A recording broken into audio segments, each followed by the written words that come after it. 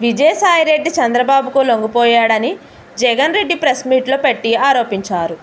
అలాంటి పరిస్థితి వస్తుందని చాలామంది వైసీపీ నేతలు అనుకుని ఉంటారు. ఎందుకంటే జగన్ రెడ్డి అవినీతి కుటీల రాజకీయ ప్రస్థానంలో విజయసాయిరెడ్డిదే కీలక పాత్ర. అక్రమాస్తులు వెనుకేసుకోవడంలో అయినా, పార్టీని ఓసారి అధికారంలోనికి తీసుకురావడంలో అయినా విజయసాయిరెడ్డి పాత్ర ఏమిటో వైసీపీలో అందరికీ తెలుసు. అలాంటి వ్యక్తి ఇప్పుడు చంద్రబాబుకు లొంగిపోతున్నాడని జగన్ రెడ్డి అంటున్నారు. ఇదిగో నిజమే అని వైసీపీ సోషల్ మీడియా ఓ ఇంట్లోకి విజయసాయిరెడ్డి, టీడీ జనార్దన్ వెళ్తున్న దృశ్యాలు విడుదల చేసి ప్రచారం చేస్తుంది. నిజంగానే విజయసాయిరెడ్డి చంద్రబాబుతో చేతులు కలిపితే జగన్ రెడ్డికి భవిష్యత్తు ఉంటుందా అనేది సగటు వైసీపీ కార్యకర్తలు వచ్చే సందేహం.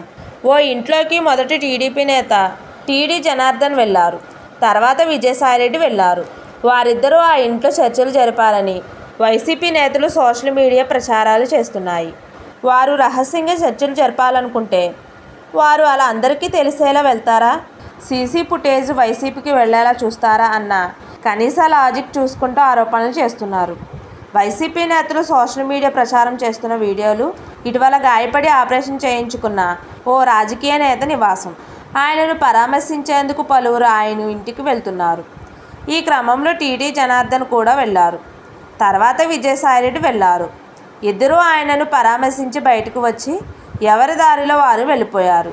ఇందులో కుట్రలు చేయడానికి ఏమీ లేదు. నిజంగానే కుట్రలు చేయాలనుకుంటే ఇలా కలవలసిన అవసరం ఉండదు.